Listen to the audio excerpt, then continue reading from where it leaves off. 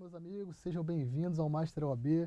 Estamos aqui para mais uma conversa, uma aula dinâmica, uma monitoria para vocês, dessa vez sobre o Estatuto da OAB, sobre ética profissional, sobre essa temática que muitas denominações que tomam, mas é certamente uma das matérias mais importantes, posso até dizer que é a mais importante da sua primeira fase, pois ela representa o maior número de questões, proporcionalmente falando, e, portanto, vale você dar uma atenção, vale dar uma estudada.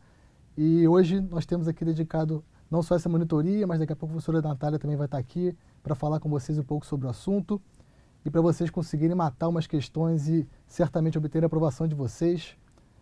Vou começar me apresentando para quem ainda não me conhece. Meu nome é André Grandes, eu faço parte da equipe de conteúdo do Master.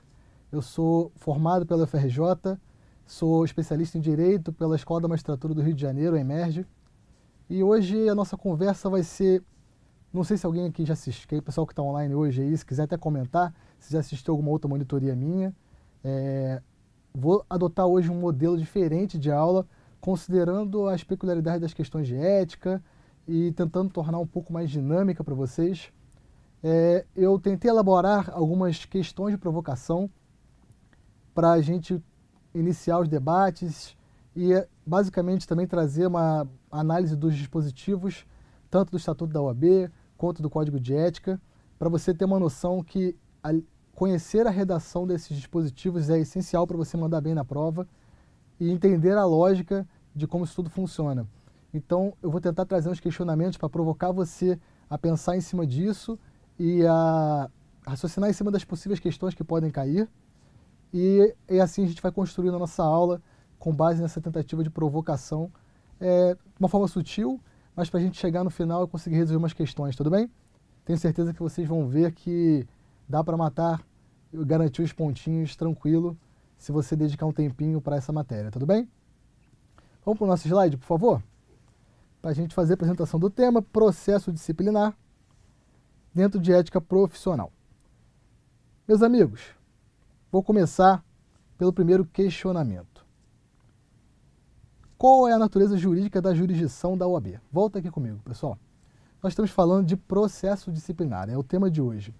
Então nós vamos falar sobre o exercício da jurisdição pela OAB em aplicar sanções disciplinares ou não aos seus inscritos, aos advogados e às advogadas. Então nós estamos falando aqui de processo disciplinar, portanto precisamos entender primeiramente como é que se entende essa natureza jurídica da jurisdição exercida pela OAB no processo disciplinar. Aliás, nos processos perante a OAB.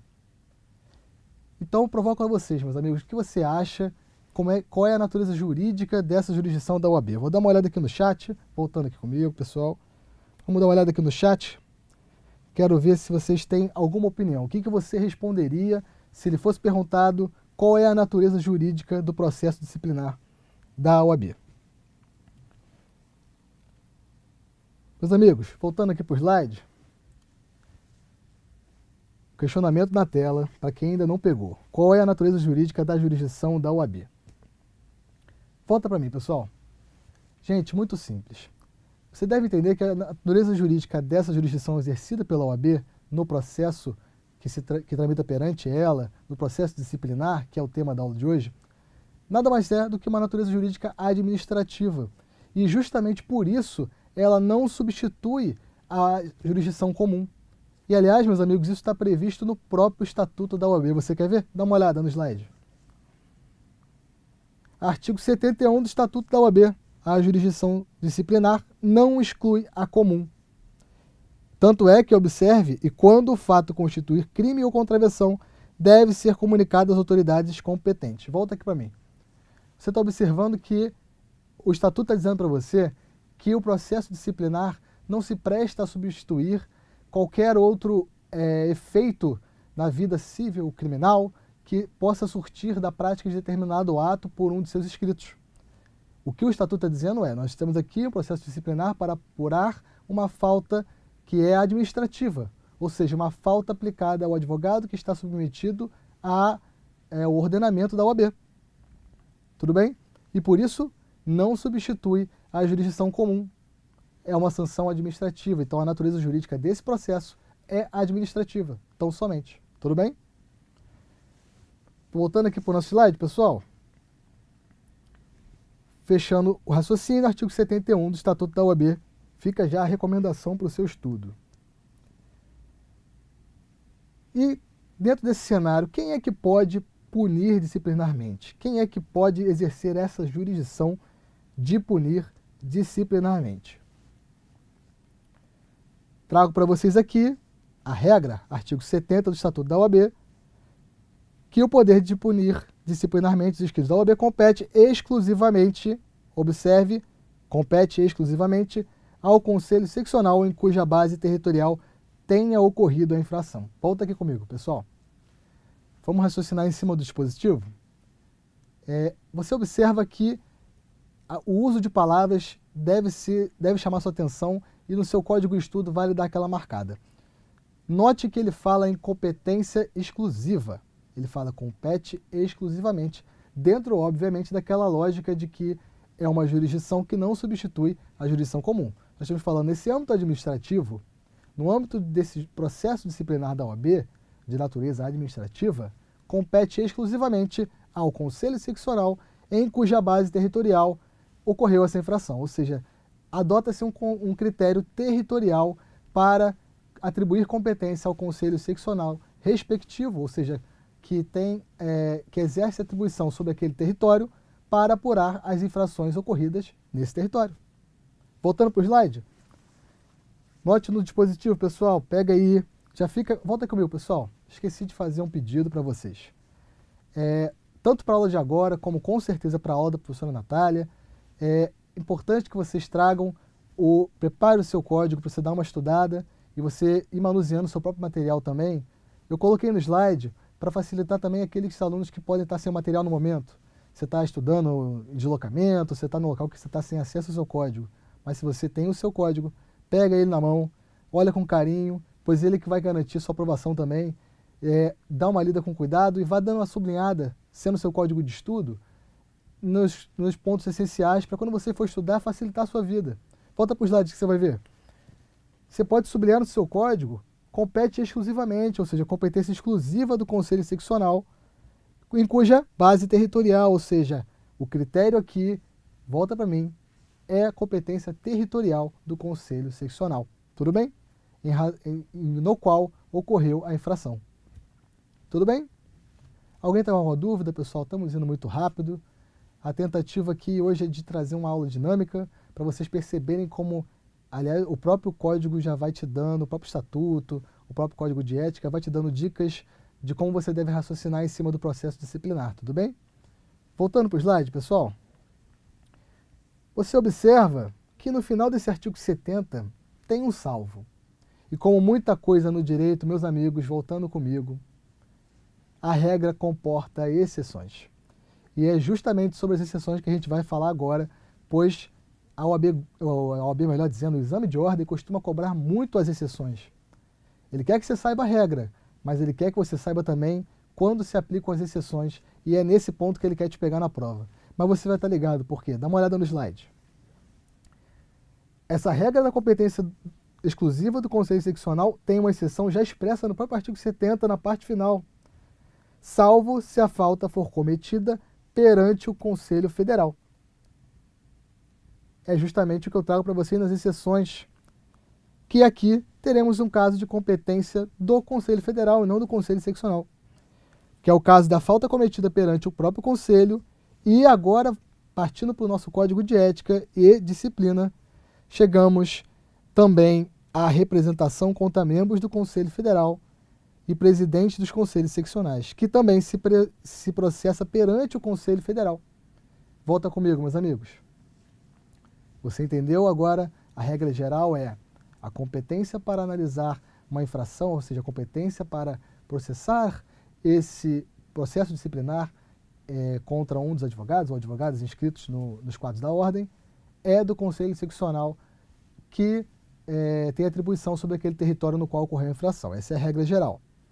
O próprio artigo 70 traz para você na parte final a exceção da competência do Conselho Federal, quando a infração é cometida perante o Conselho Federal.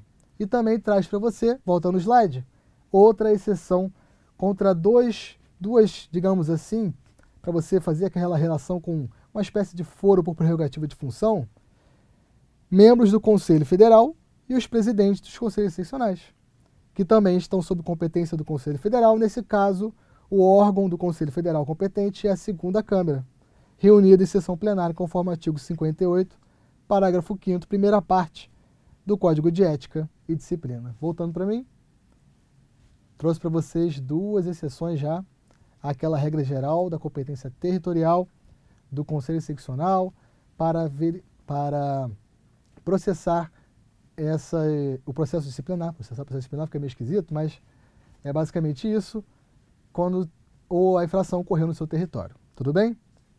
Agora temos duas exceções, em que a competência é do Conselho Federal. E voltando para o slide, você vai ver que tem mais uma exceção, meus amigos, que está na segunda parte do parágrafo 5º do artigo 58 do Código de Ética e Disciplina, que é também competência do Conselho Federal, mas aqui o órgão é diferente.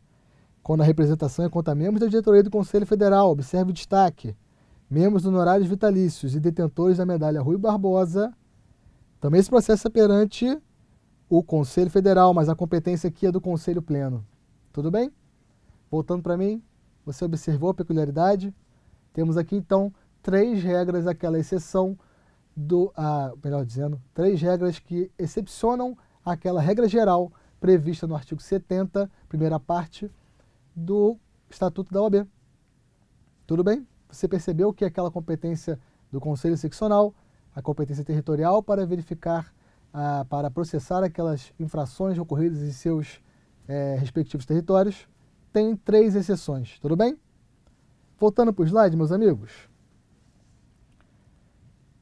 E como funcionam os prazos? Nós estamos falando de processo disciplinar. Volta comigo aqui.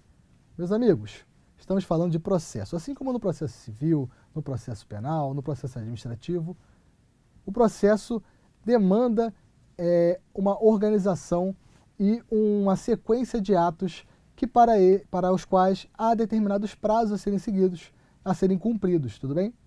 E com o processo disciplinar na OAB também não é diferente. Então nós temos prazos a observar. Mas vou mostrar para vocês como essa questão fica um pouco simplificada, melhor dizendo, para você ver que não é tão difícil sacar isso na prova. Dá uma olhada. Como são os prazos para manifestação no processo disciplinar? Pessoal, mais uma vez a regra, artigo 69 do Estatuto da OAB. Todos os prazos, observe, você pode sublinhar no seu código de estudo, todos os prazos necessários à manifestação de advogados, estagiários e terceiros nos processos gerais da OAB são de 15 dias, inclusive para interposição de recursos. O parágrafo 1º e 2º está dizendo peculiaridades de contagem do prazo, para você dar uma olhada também. Não vou ficar lendo aqui dispositivos para não cansar vocês. Recomendo a leitura com calma desse artigo 69. Os parágrafos 1º e 2º só essa questão de contagem do prazo, mas o que você precisa entender é a regra geral dos prazos para manifestação, inclusive para interposição de recurso no processo disciplinar, são de 15 dias. Uma maravilha, uma padronização, como o próprio CPC fez recentemente, no CPC de 2015, essa padronização de prazos facilita um pouco o nosso estudo e facilita o próprio processar da coisa na realidade, tudo bem? Vale lembrar, meus amigos, que nós estamos falando de processo disciplinar. O processo disciplinar resulta, portanto, em sanções disciplinares, pode resultar, melhor dizendo. Então, todo cuidado, por isso que é um processo que tem fases, que tem toda uma organização, porque isso pode resultar, por exemplo, no cancelamento da inscrição. Você deve lembrar, meus amigos, nós estamos falando de inscrição nos quadros da ordem, nós estamos falando de meio de vida, de boa profissão. A pessoa sustenta a casa com esse trabalho. Então a coisa precisa ser séria. Por isso que tem toda essa organização, toda essa, digamos assim, rigidez no processo disciplinar. Tudo bem?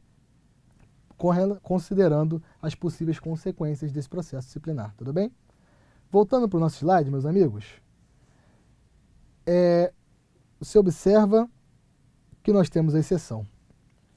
O recurso via fax, e peço desculpas que eu não botei o artigo para vocês. Foi um equívoco meu, mas volta aqui comigo, pessoal.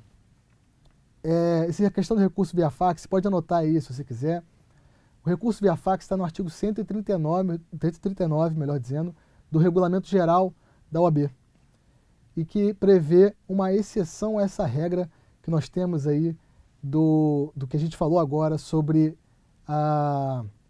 os prazos de 15 dias, tudo bem? Prevê um prazo de 10 dias a partir da juntada da comprovação desse fax, tudo bem? E outra coisa importante que vocês devem lembrar, esses prazos que prevê do processo disciplinar do âmbito da OAB, eles são suspensos durante o período de recesso no conselho seccional, tudo bem? Então, durante o período de recesso, é uma outra exceção, meus amigos, os prazos podem, ou melhor, são suspensos, então aqueles 15 dias podem se tornar alguns dias mais em decorrência da suspensão dos prazos, tudo bem? Voltando para o nosso slide, vamos introduzir outro aspecto. Sigilo no processo disciplinar. Voltando comigo, um minutinho. Todo mundo bem? Estão precisando de uma água? Alguém com alguma dúvida? Vou dar aqui uma olhada no nosso chat, ver se alguém está precisando de alguma coisa. Por enquanto aqui estamos tranquilos.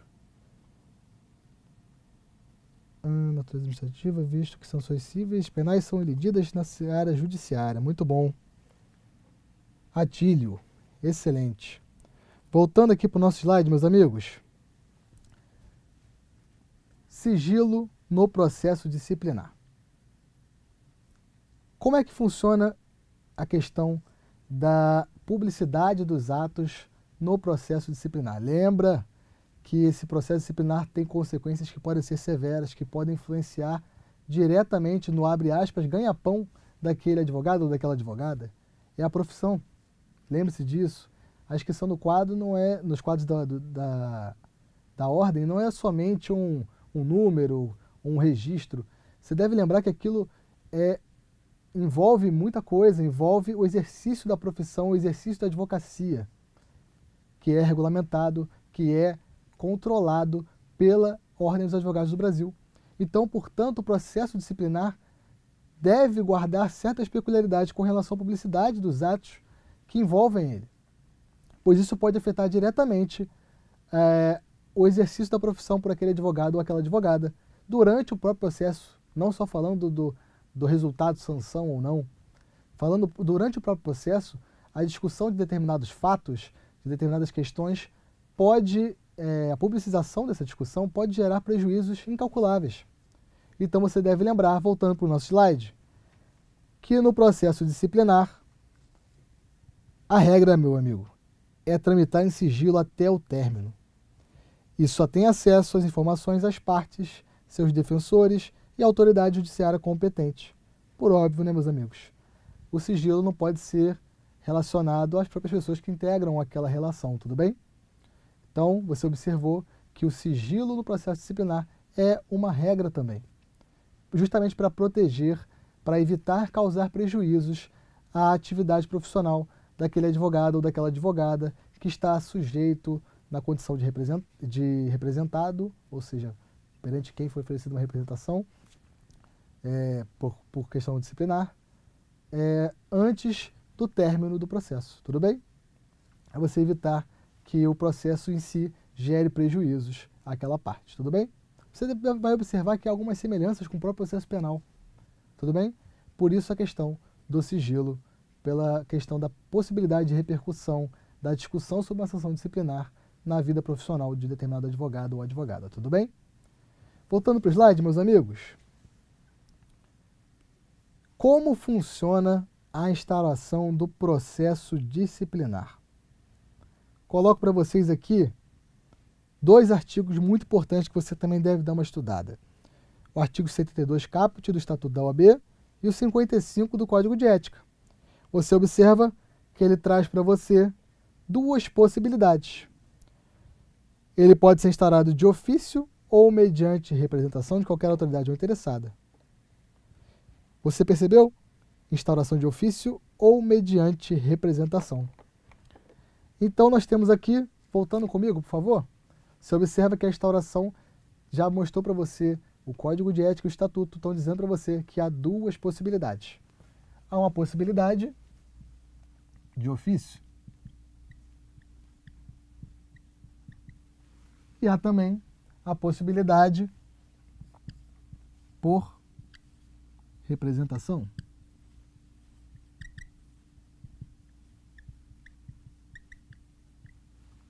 Aqui nós falamos de, deixa eu trocar a cor da caneta, instauração.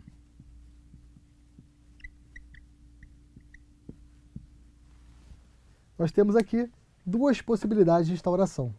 Volta no slide que você vai ver, meu amigo. Esses artigos você precisa ler com calma.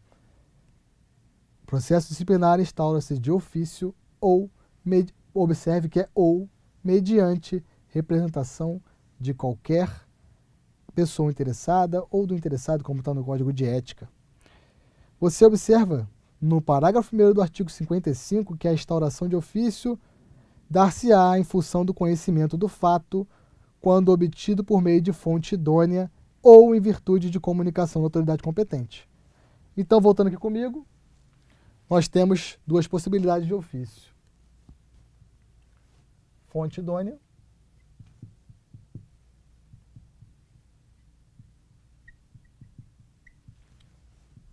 ou comunicação da autoridade.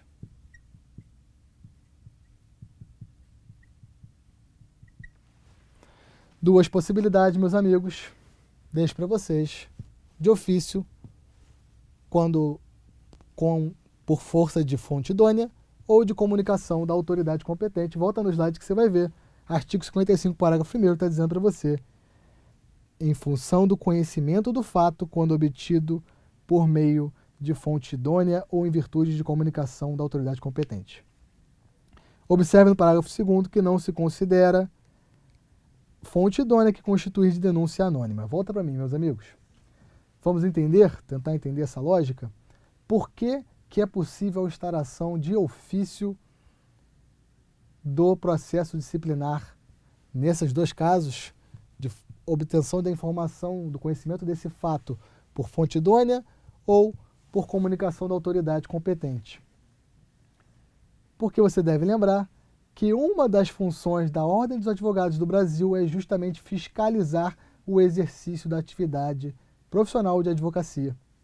Então, se constata-se, recebe-se essa informação, chega ao conhecimento da OAB de um fato, seja por fonte idônea ou por comunicação da autoridade competente, de um fato que possa constituir uma infração disciplinar, o processo disciplinar pode ser instaurado de ofício justamente no exercício dessa função, na verdade, desse exercício de poder de polícia mesmo, dessa fiscalização da atividade da advocacia. Tudo bem? Voltando para o nosso slide, meus amigos, observe que temos aqui, falando da representação, que é a outra possibilidade de instauração, além da de ofício, será formulada pelo presidente do Conselho Seccional, pelo presidente da subseção, por escrito ou verbalmente, devendo, nesse último caso, ser reduzida a termo. Então, você observa que a representação, volta comigo aqui, está na regra de qualquer pessoa ou autoridade também. Mas você vai ver que pode ser por representação, pode ser por escrito, ou mesmo verbalmente. Mas você deve ficar atento que, se for feita verbalmente, ela tem que ser reduzida a termo.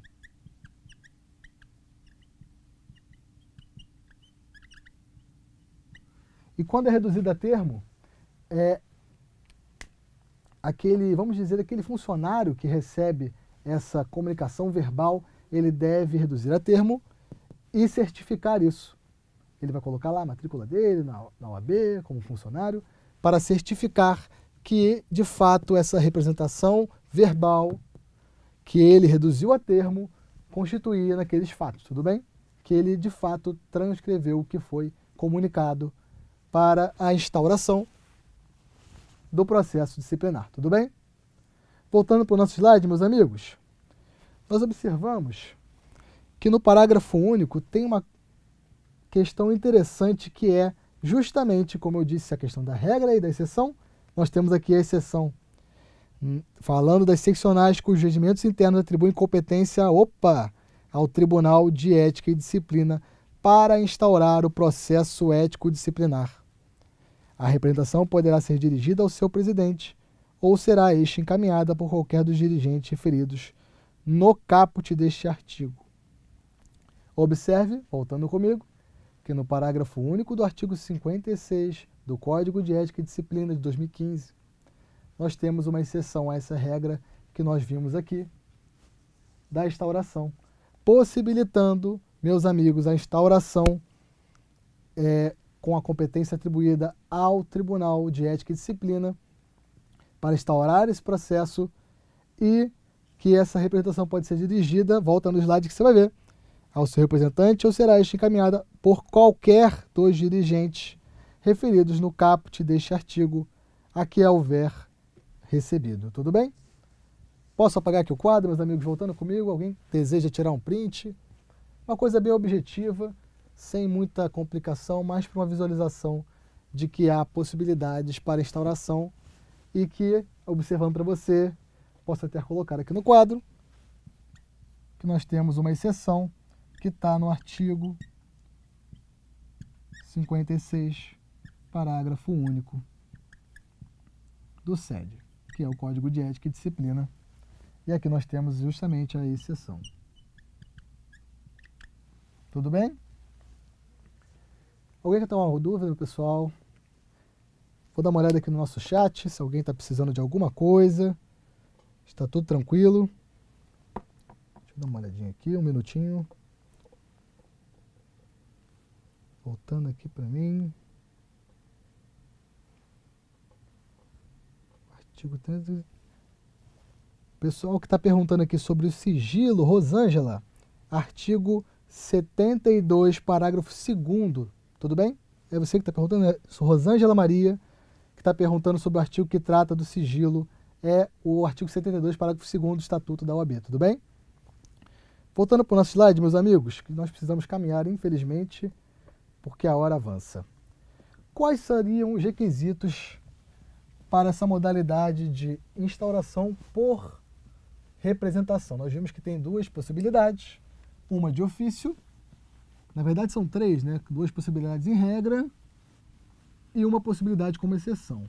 As duas regras, a instauração de ofício e a exceção, as duas regras, instauração de ofício, instauração por representação e a exceção, aquela exceção do parágrafo único, artigo 56 do Código de Ética e Disciplina. Mas quais são os requisitos para essa representação, essa modalidade que nós vimos aqui embaixo, da representação, que pode ser tanto verbal quanto por escrito, mas a verbal deve ser reduzida a termo, ou seja, vai acabar sendo transcrita, ou seja, de qualquer forma será feita por escrito também. E quais seriam os requisitos para essa representação? Eu posso adiantar para vocês, meus amigos, que para você entender essa questão, basta você lembrar de mais ou menos, é um pouco menos rígido, mas funciona mais ou menos como uma petição inicial no processo civil, que você também já conhece bem. Então você pode ficar tranquilo que se você tiver uma boa noção de como funciona no processo civil uma petição inicial, você vai compreender os requisitos da representação. Quer ver?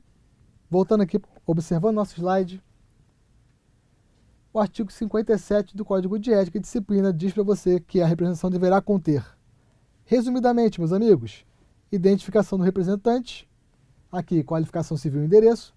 Observe que é justamente como funciona uma petição inicial. A narração dos fatos, ou seja, aquele capítulo que você fala dos fatos na representação, como uma petição inicial, meus amigos.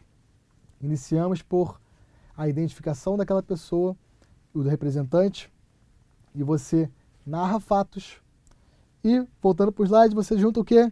Documentos, que você possui eventualmente também, podendo indicar outras provas a serem produzidas.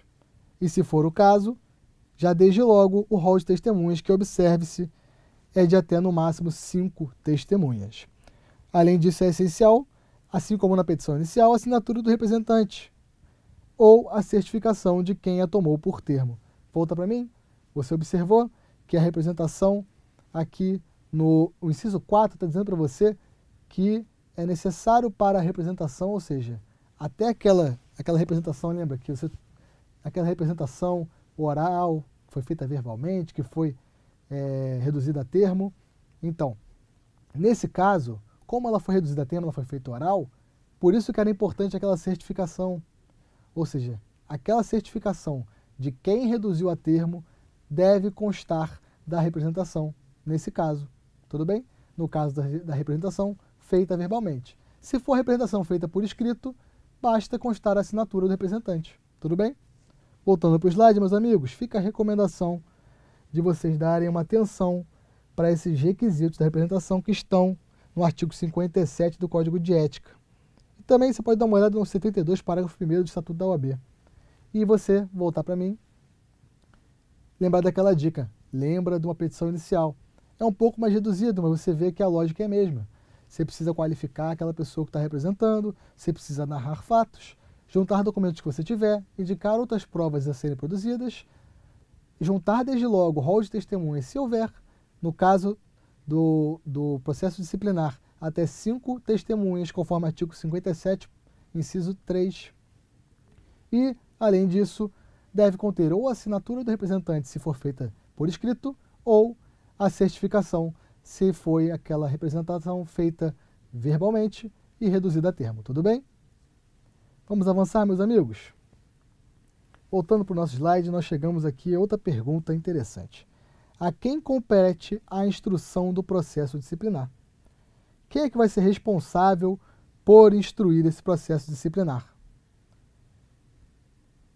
No nosso slide, nós vemos aqui artigo 70, parágrafo 1º do Estatuto da OAB.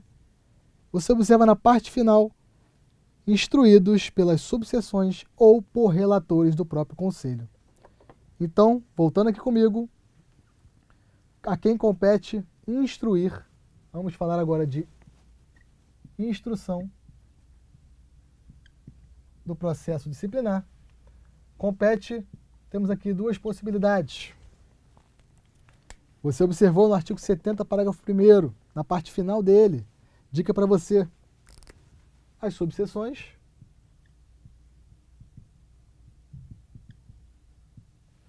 ou o relator. E aqui é importante destacar para você o ou. O relator aqui no caso é do próprio Conselho, tudo bem? Opa, só um minutinho, meus amigos. Colocar a palavra próprio, pois é importante. Relator do próprio Conselho.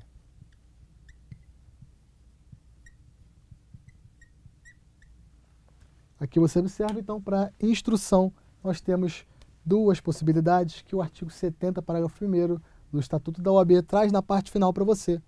Para instrução do processo disciplinar, as subseções ou o relator do processo do próprio Conselho, melhor dizendo. Tudo bem? Essa parte sem muita discussão. Vamos avançar mais um pouquinho, meus amigos, voltando para o slide. O que ocorre após o recebimento dessa representação? O que você pensaria que ocorre, meus amigos? Se eu disse para vocês que a instrução está dessa forma. Você observa que, após recebida essa representação, o presidente do Conselho designa um relator por sorteio. Imagine o mesmo exemplo de uma petição inicial. Quando você distribui uma petição inicial, há aquela distribuição por sorteio também. Então aqui funciona da mesma forma. O relator designa um relator por sorteio para ser responsável pela instrução processual. Tudo bem? Voltando aqui para o nosso slide, você vai ver que isso está no artigo 58 do Código de Ética. Observe, recebida a representação, o presidente, ou do conselho ou da subseção, designa relator por sorteio, um de seus integrantes, por óbvio, para presidir a instrução processual. Volta para mim, pessoal. É importante você observar que o parágrafo 1º do artigo 58 traz uma possibilidade de delegação essa competência para o Tribunal de Ética e Disciplina. Tudo bem? Eu não lembro se deixa eu dar uma conferida aqui, só um minutinho. Eu não coloquei isso no slide, eu lembrei agora na minha cabeça, mas vale você dar uma olhada no parágrafo 1º desse artigo 58 do Código de Ética, que traz para você essa possibilidade de delegação, tudo bem? Voltando aqui para o nosso slide, meus amigos. E quais seriam as atribuições desse relator designado por sorteio pelo presidente para a instrução? Meus amigos, chegamos aqui ao artigo 58, parágrafo 3º do Código de Ética. O relator, atendendo aos critérios de admissibilidade, emitirá parecer, propondo a instauração de processo disciplinar ou arquivamento no prazo de 30 dias, sob pena de restribuição do feito, observado o mesmo prazo. Vou mostrar para vocês no quadro, basicamente, o que cabe a esse relator. Você vai ver, se você voltar no artigo, eu vou botar para você de novo, para você dar uma olhada, como é tranquilo. Esse relator tem, basicamente, nesse momento, relator. Ele tem, basicamente, duas atribuições importantes. A primeira atribuição é justamente juízo de admissibilidade.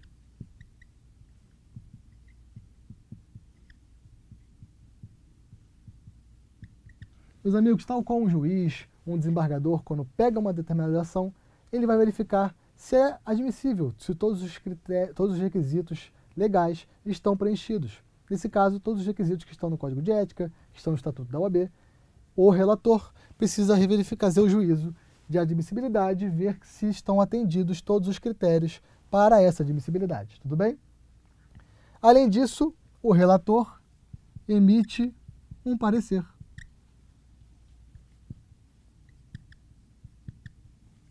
Esse parecer, nós temos duas possibilidades para esse parecer, meus amigos. Ele pode opinar pelo arquivamento,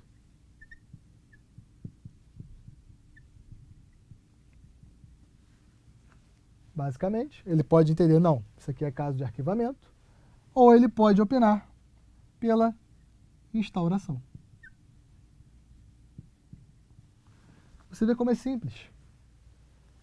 O relator tem duas atribuições básicas. Vou até colocar aqui um mais para você. Ele exerce o juízo de admissibilidade, vai verificar se foram preenchidos os critérios de admissibilidade dessa representação e ele emite um parecer. Se ele opina pelo arquivamento ou se ele opina pela instauração. Voltando no slide, meus amigos, você pode observar que ele tem um prazo de 30 dias sob pena de redistribuição do feito pelo presidente, tudo bem? Então, basicamente, o relator precisa exercer essas duas atribuições especiais quando ele recebe essa representação, tudo bem? E quais são as atribuições do presidente do Conselho ou do Tribunal de Ética e Disciplina? Vamos aqui ao parágrafo 4º do artigo 58. Você está observando que o artigo 58 do Código de Ética é bastante importante na hora do seu estudo. Você observa que ele diz aqui que o presidente do conselho competente, ou conforme for o caso, do Tribunal de Ética, ou seja, se houve aquela delegação, como nós falamos anteriormente, proferirá despacho declarando instaurado o processo disciplinar ou determinando o arquivamento. Volta para mim, pessoal. Do que você extraiu desse artigo, desse parágrafo 4º do artigo 58 do Código de Ética? Você observou que o relator emite um parecer. Então, ele está opinando pelo arquivamento ou pela instauração. Mas quem, de fato, vai decidir essa questão, proferir um despacho, seja pelo arquivamento, seja pela instauração, é o presidente do conselho ou do tribunal, se for o caso, naquele caso de delegação que nós falamos, tudo bem? Observe no slide de novo. O presidente proferirá despacho declarando nos termos do parecer do relator ou segundo os fundamentos que adotar, ou seja, volta para mim, o presidente não está vinculado àquele parecer emitido pelo relator. O relator emite uma opinião, ele faz aquele juízo de admissibilidade e ele opina se ele entende que é caso de arquivamento ou se ele entende que é caso de instauração do processo disciplinar. Mas quem resolve isso mesmo é o presidente, tudo bem? Voltando para o nosso slide, meus amigos, você observou parágrafo 4º do artigo 58 do Código de Ética e Disciplina. E o que acontece após a instauração desse processo disciplinar? O artigo 59 já diz para você a dica do que acontece. O relator determina a notificação dos interessados para prestar esclarecimentos ou a notificação do representado para apresentar defesa prévia no prazo de 15 dias, é claro, aquele da regra geral, meus amigos. Volta para mim aqui, meus amigos. Você observou, então, que o que acontece primeiramente quando foi, ou seja, o presidente decidiu, despachou no sentido de instaurar esse processo disciplinar. O que o relator volta para o relator nesse caso? O presidente decidiu, vamos voltar devagar. Primeiramente, você observou que o relator opinou pelo arquivamento ou pela instauração. Foi para o presidente despachou, nesse caso, pela instauração do processo disciplinar. O que deve o relator fazer? Pois isso volta para ele. O relator deve notificar os interessados para prestar esclarecimentos ou o representado para apresentar a sua defesa prévia, que é basicamente como uma contestação, meus amigos. Tudo bem? E voltando para o nosso slide, é justamente por isso que podemos falar de efeitos e da própria revelia. O que acontece, meus amigos, se o advogado regularmente citado não apresenta defesa prévia dentro do prazo legal? Basicamente, ele é considerado revel, mas aqui, volta para mim, meus amigos, aqui você vai precisar esquecer do processo civil. Pois nesse caso, a revelia não tem aqueles mesmos efeitos que nós temos na legislação processual civil. O efeito aqui é basicamente a designação de um defensor dativo. E é isso que você vai observar na legislação, meus amigos. No seu artigo 73, voltando para o slide, parágrafo 4º do Estatuto da OAB.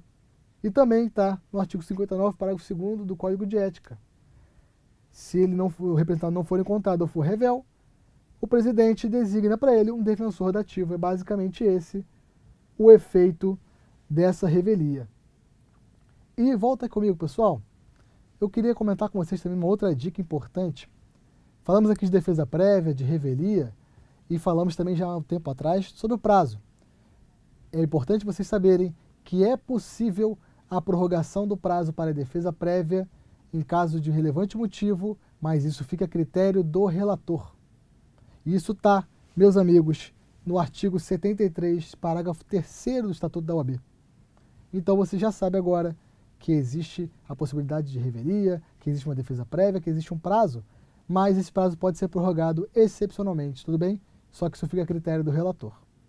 Voltando para o nosso slide, meus amigos. Falamos em defesa prévia. E quanto à defesa prévia? Uma pequena dica sobre ela. Assim como ocorreu com a representação, a defesa prévia deve ser acompanhada dos documentos. Meus amigos, semelhança à contestação. Você observa, a representação tem uma semelhança com a petição inicial no processo civil. E essa defesa prévia aqui também se aproxima da contestação no processo civil. Volta para o slide que você vai ver. Acompanhada de documentos, rol de testemunhas, também o mesmo limite de 5. E depois dela é proferido o despacho saneador. Se for o caso, para ouvir as testemunhas, se houverem, é óbvio. Tudo bem? Mas, além disso, meus amigos, é importante falar de outro ponto interessante. É possível no processo disciplinar que ele se movimente por impulso oficial, ou seja, que não seja um impulso provocado pelo representante nem pelo representado? O que vocês acham? Queria saber a opinião de vocês, meus amigos. Fale comigo aí no nosso chat. Queria saber o que vocês acham sobre essa questão da possibilidade ou não de impulso oficial. Digo para vocês rapidamente, voltando para o nosso slide, meus amigos, que é possível e está previsto no Código de Ética, no artigo 59, parágrafo 5º. O relator tem poderes para determinar a realização de diligência que ele julgar conveniente, ou seja, cumprindo a ele, dar andamento ao processo de modo que este se desenvolva por impulso oficial, ou seja, o Código de Ética está expressamente reconhecendo a possibilidade de impulso oficial. Tudo bem?